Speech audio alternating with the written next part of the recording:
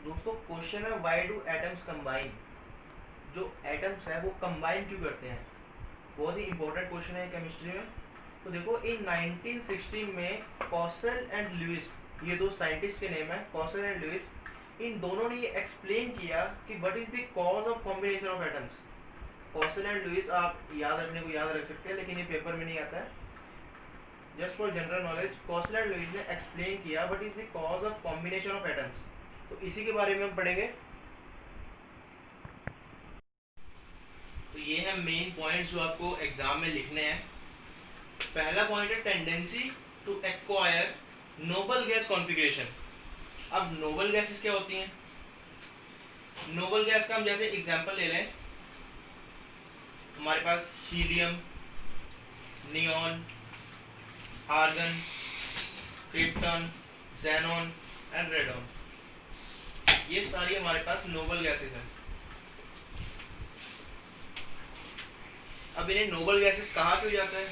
क्योंकि ये किसी के साथ भी कंबाइन नहीं होती, किसी के साथ भी रिएक्ट नहीं करती, इस वजह से इनको नोबल गैसेस बोला जाता है। तो वही है कि हमने एटम्स, यही पढ़ना है ना कि एटम्स कंबाइन क्यों करते हैं। तो पहला पॉइंट है tendency to acquire noble gas configuration. मतलब नोबल गैस कॉन्फ़िगरेशन मतलब जो स्टेबल हो। आपको ये क्लियर कर देता हूं मैं। हीलियम का एटॉमिक नंबर 2, नियॉन का एटॉमिक नंबर 10, आर्गन का एटॉमिक नंबर 18। अब देखो इनके इलेक्ट्रॉनिक कॉन्फ़िगरेशन देखते हैं। हीलियम के अगर हम देखें तो जैसे हमें पता है K shell, L shell, M shell, ऐसे शेल्स होते हैं हमारे पास। तो पहले शेल में मैक्सिमम 2 इलेक्ट्रॉन्स, दूसरे शेल में इसके पास नहीं आ सकते क्योंकि इसके पास 2 इलेक्ट्रॉन्स हैं जो कि पहले शेल में आ जाएंगे। तो इस वजह से ये क्या हो गया, ये स्टेबल हो गया। तो अगर ये स्टेबल हो गया तो क्या ये किसी दूसरे एटम के साथ कंबाइन करेगा? नहीं, ये किसी दूसरे एटम के साथ कंबाइन नहीं करेगा क्योंकि इसकी कॉन्फ़िगरेशन क्या है, स्टेबल है। इसी वजह से ये एटम भी क्या है, ये एटम भी स्टेबल है। दूसरा देखते हैं, नियॉन का देखते हैं हम। K shell, L shell, M shell, पहले शेल में मैक्सिमम 2 इलेक्ट्रॉन्स आ सकते हैं, दूसरे शेल में मैक्सिमम 8 इलेक्ट्रॉन्स आ सकते हैं। तो 8 + 2 10, 10 इसका एटॉमिक नंबर है, तो ये भी क्या हुआ, स्टेबल। ऐसे देखते हैं आर्गन के साथ भी। आर्गन का atomic number 18, K shell, L shell, M shell. K में मैक्सिमम 2 इलेक्ट्रॉन्स, एल में मैक्सिमम 8 इलेक्ट्रॉन्स। 8 2 10, कितने बचे, 8 और बचे, तो यहाँ पे मैक्सिमम 8 इलेक्ट्रॉन्स। हमने ये मोस्ट शेल में अगर 8 इलेक्ट्रॉन्स हो, अगर आउटर मोस्ट शेल में 8 इलेक्ट्रॉन्स हो तो वो स्टेबल माना जाता है। तो इसके एम शेल में तो ऑलरेडी 8 इलेक्ट्रॉन्स हैं, तो ये भी क्या हुआ, स्टेबल हुआ। ऐसे ही हम अगर क्रिप्टॉन, ज़ेनॉन और रेडॉन का देखेंगे, उनके भी आउटर मोस्ट शेल में 8 इलेक्ट्रॉन्स पाए जाएंगे। तो इस वजह से ये क्या है, स्टेबल है। तो इस स्टेबल होने की वजह से ये किसी दूसरे के साथ कंबाइन नहीं करेंगे।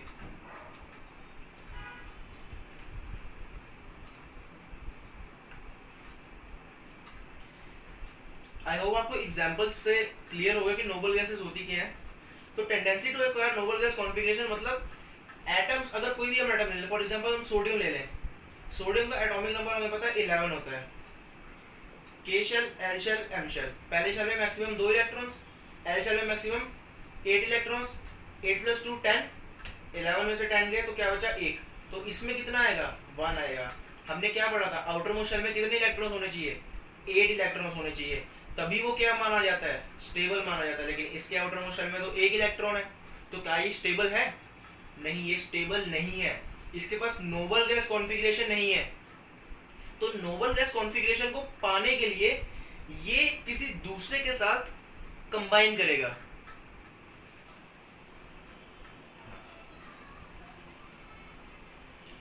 आउटर मोस्ट शेल में 1 इलेक्ट्रॉन चाहिए, कितने, 8 इलेक्ट्रॉन्स। याद रखना इसमें सिर्फ 2 रहेंगे, के शेल में हमेशा 2 इलेक्ट्रॉन्स रहते हैं, तभी के शेल स्टेबल हो जाता है। के शेल में हमारे पास 8 इलेक्ट्रॉन्स नहीं हो सकते, सिर्फ एल, एम और आगे जितनी भी शेल्स आएंगी उनमें अगर 8 इलेक्ट्रॉन्स आउटर मोस्ट शेल में है तो वो स्टेबल होगा। के शेल में अगर 2 इलेक्ट्रॉन्स है, जैसे हीलियम का हमने एग्जांपल लिया था, Z इक्वल्स टू 2, इसके पास है ही 2 इलेक्ट्रॉन्स बेचारे के पास, तो K के पास 2 आ गया। अब L और M तो आएंगे ही नहीं, K के पास 2 है, मैक्सिमम कितने आ सकते हैं, 2 ही आ सकते हैं, तो ये क्या हो गया, स्टेबल हो गया।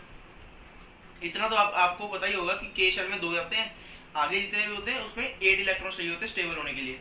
तो इसके पास देखो 1 इलेक्ट्रॉन है, इसको चाहिए कितने, 8 इलेक्ट्रॉन चाहिए। तो ये क्या करेगा, इसके पास 2 ऑप्शंस है। अब या तो ये 1 इलेक्ट्रॉन अपना किसी को दे दे, या फिर किसी दूसरे एटम से ये कितने 7 इलेक्ट्रॉन्स ले ले, तभी ये स्टेबल होगा ना। इसके आउटर मोस्ट शेल में 8 इलेक्ट्रॉन्स कब आएंगे, अगर ये 1 इलेक्ट्रॉन किसी को देगा या फिर 7 इलेक्ट्रॉन्स किसी से ले लेगा। तो दोनों में से क्या आसान है, 1 इलेक्ट्रॉन देना आसान है या 7 इलेक्ट्रॉन किसी से लेना आसान है? जी हाँ, 1 इलेक्ट्रॉन किसी को देना इजी है, तो ये 1 इलेक्ट्रॉन किसी को दे देगा। तो ऐसे क्या होगा, ये शेल खत्म हो जाएगा क्योंकि इसने 1 इलेक्ट्रॉन किसी को दे दिया। उसका एग्जाम्पल मैं बताऊंगा आपको। तो इसका आउटर मोस्ट शेल कौन सा हो गया, एल शेल हो गया। अब देखो आउटर मोस्ट शेल में कितने हुए, 8 इलेक्ट्रॉन्स हुए आउटर मोस्ट शेल में। अब मैंने क्या बोला था कि आउटर मोस्ट शेल में अगर 8 इलेक्ट्रॉन्स हैं तो वो क्या है, स्टेबल है। तो इसके पास क्या आ गई, नोबल गैस कॉन्फ़िगरेशन आ गई, ठीक है।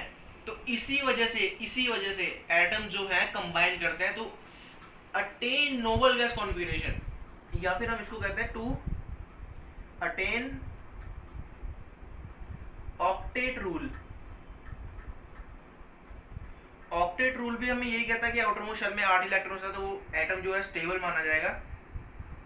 तो पहला पॉइंट मैं होप करता हूं आपको क्लियर है। इसका मैं एग्जांपल आपको बता देता हूं कि सोडियम किसके साथ कंबाइन करेगा और कैसे करेगा।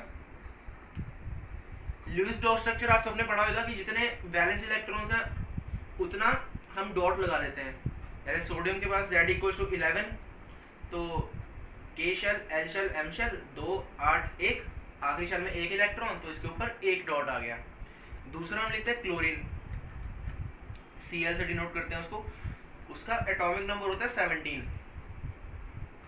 K shell, L shell, M shell 2 8 8 2 10 1 17, ठीक है। आखिरी शेल में कितने हैं, 7 इलेक्ट्रॉन्स। कितने चाहिए, 8 इलेक्ट्रॉन्स चाहिए, क्या होने के लिए, स्टेबल होने के लिए, नोबल गैस कॉन्फ़िगरेशन अटेन करने के लिए, ठीक है। 8 इलेक्ट्रॉन्स उसको चाहिए, लेकिन कितने हैं, 7 है।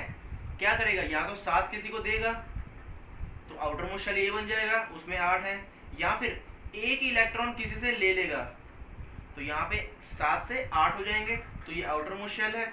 8 इलेक्ट्रॉन से ये क्या हो जाएगा, स्टेबल हो जाएगा। अब सवाल ये है कि ये 1 इलेक्ट्रॉन लेगा, इसके लिए वो इजी है, या फिर 7 इलेक्ट्रॉन किसी को देगा, इसके लिए वो इजी है। तो ऑब्वियस सी बात है 1 इलेक्ट्रॉन किसी से ले लेगा, इसलिए इसके लिए वो इजी है। तो सोडियम के पास तो 1 इलेक्ट्रॉन वो किसी को देना चाहता है, सोडियम भी स्टेबल होना चाहता है ना, तो वो 1 इलेक्ट्रॉन किसी को देना चाहता है, और क्लोरीन 1 इलेक्ट्रॉन लेना चाहता है।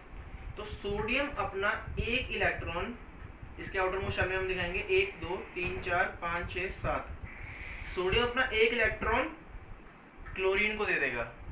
अब देखो सोडियम ने 1 इलेक्ट्रॉन क्लोरीन को दे दिया, अब इसके पास कितने बचे, आउटर मोस्ट शेल में 8 बचे, क्या हो गया, स्टेबल हो गया। क्लोरीन के पास सोडियम का 1 इलेक्ट्रॉन आ गया, यहाँ पे कितने हो गए, 8 हो गए, तो ये भी स्टेबल हो गया। इस वजह से ये एटम्स कंबाइन किए, क्यों कंबाइन किए, टू अटेन स्टेबिलिटी। इनकी नोबल गैस कॉन्फ़िगरेशन भी आ गई, आउटर मोस्ट शेल में 8 इलेक्ट्रॉन्स, और ये स्टेबल भी हो गए। पहला पॉइंट आई होप आपको क्लियर है। तो फर्स्ट पॉइंट क्लियर हो गया, हमें फर्स्ट पॉइंट क्लियर हो गया। चिंता मत करो, लास्ट में आपको मैं एक बुक की पूरी एक फोटो दिखाऊंगा, उससे आपको और भी क्लियर हो जाएगा आपको पेपर में लिखना कैसे है। सेकंड पॉइंट पे आते हैं, tendency to acquire minimum energy and stability. देखो यहाँ पे मेन फोकस इस पे देना, मिनिमम एनर्जी। जब भी कोई एटम किसी दूसरी के साथ कंबाइन करेगा, जब भी कोई एक एटम दूसरे एटम के साथ कंबाइन करेगा तो वो एनर्जी रिलीज करेगा। इस पर ध्यान देना। जब भी कोई एक एटम दूसरे एटम के साथ कंबाइन करेगा तो वो एनर्जी रिलीज करेगा, गेन नहीं करेगा, रिलीज करेगा। तो जब एनर्जी रिलीज होगी तो एनर्जी क्या होगी, कम होगी। ऑब्वियस सी बात है ना, अगर एनर्जी रिलीज हुई तो एनर्जी एटम के पास कम हुई। अब यहीं से जितनी मिनिमम एनर्जी होगी उतनी ही मैक्सिमम स्टेबिलिटी होगी।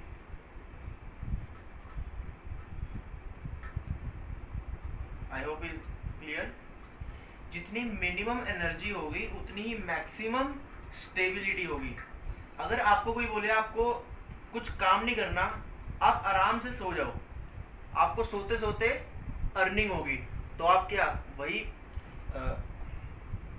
चूज करोगे ओपिनियन कि भाई आराम से सो रहे हैं तो सोते सोते पैसे आ रहे हैं, हम तो वहीं आएंगे। इस वजह से जितनी मिनिमम एनर्जी होगी उतनी स्टेबिलिटी ज़्यादा होगी। तो ये 2 पॉइंट हमारे बहुत मेन है।